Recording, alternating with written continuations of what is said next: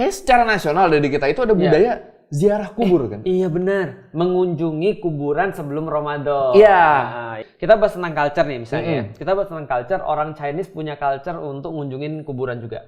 Jadi cengbeng ini ada satu masa, satu hari atau beberapa waktu lah, ya satu hari sih, di mana orang-orang Chinese ini ngunjungin makam. Oke. Dan aku lihat kayaknya tradisi-tradisi ini bukan hanya ada pada orang Chinese, tapi ada juga pada orang-orang Muslim. Menurutku ini semua adalah satu bagian daripada culture orang-orang Timur yang merasa bahwa orang-orang yang sudah meninggal itu tidak hanya meninggal.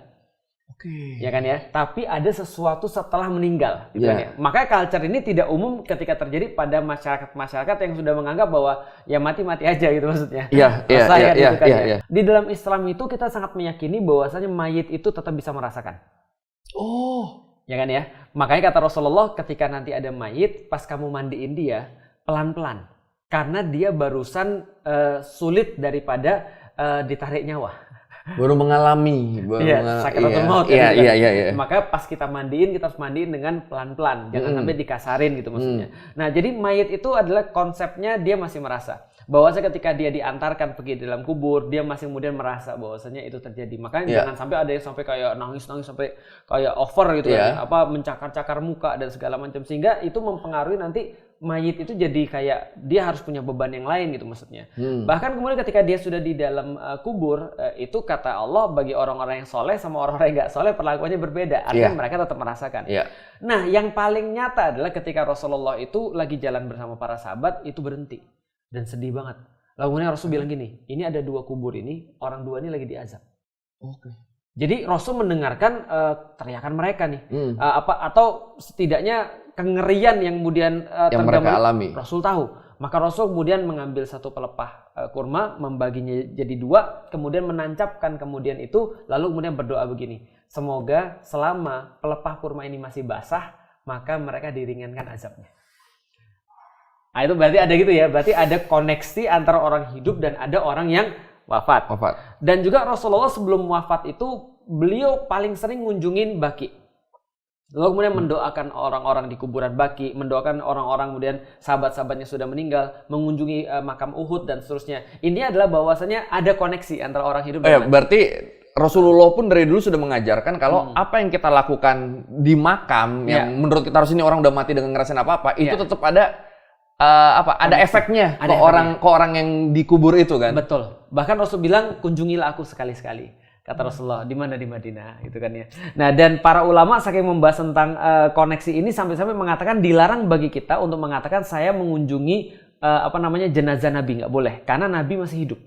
Kan digambarkan bahwasanya karena digambar dalam Al-Quran mereka tidak mati kan gitu kan ya. Akan tapi mereka sebenarnya hidup dan dikasih Allah rezeki. Jadi kita cuma bilang bahwa saya mau berziarah ke Rasulullah gitu maksudnya. Karena apapun yang kita sampaikan, sholawat dan segala macam itu Rasul tahu kan gitu kan. Oh, jadi sedih ya gue. Tapi ya ini gitulah, ada efek antara kemudian orang yang hidup dan orang yang meninggal. Nah, ini kemudian yang aku yakin menjadi awal culture itu. Awal culture di Indonesia bahwa ada orang-orang yang kemudian datang ke makam, apakah itu makam ulama atau itu makam keluarganya tentu saja gitu kan, ataupun makam siapa saja yang pertama ada banyak hal yang bisa dilakukan di sana. Yang pertama mengingat mati. Itu yang pertama. Yang kedua adalah yang bermanfaat untuk orang-orang di sana, mendoakan mereka. Benar. Sebagaimana Rasul mendoakan yang paling sering kita dengarkan pas Jumatan ya, al-ahya'i minhum wal amwat. Orang-orang masih hidup dan juga orang-orang yang sudah wafat. Nah, maka dari situ ada muncul sebuah kebiasaan orang-orang Muslim mengunjungi makam, entah itu mengingat mati atau untuk mendoakan mereka. Nah, hanya saja bro, problematikanya kan ini kan tidak terstruktur nih. Kadang-kadang ada orang mau pergi, ada orang nggak mau pergi, kadang-kadang lupa dan segala. Nah, maka mungkin mereka perlu semacam trigger.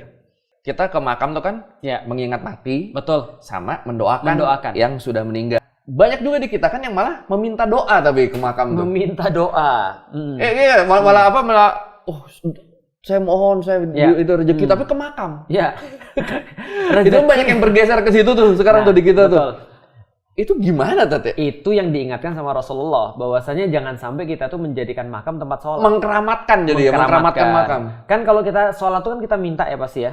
Orang kita sudah doa iyyaka na'budu wa iyyaka nasta'in. Artinya ibadah itu adalah salah satu meminta pada Allah misalnya. Nah, kalau dia mintanya pada makam, nah ini salah kaprah. Lah orang di makam aja perlu masalahnya. Dia aja perlu doa kita. Lah gimana dia kemudian bisa nyelamatin kita, kan itu agak sulit. Aduh, kebayang kasihan yang di makamnya lagi ini ada yang datang nih mau doain gua. Tuh, kok malah minta kan saya yang butuh nih.